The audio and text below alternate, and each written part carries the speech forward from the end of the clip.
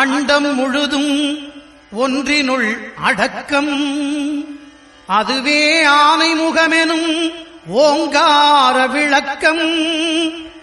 சுழலும் கோள்கள் அவன் சொல் கேட்கும். அவனை தொழுதால் போதும் நல்லதே நடக்கும்.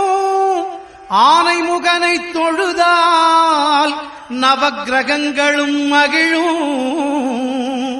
நல்லதே நடக்கும், நல்லதே நடக்கும்.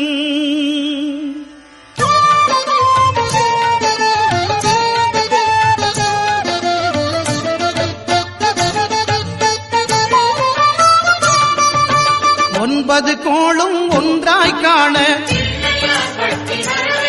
அங்கு கற்பகம் என்னும் கடவுளின் மெய்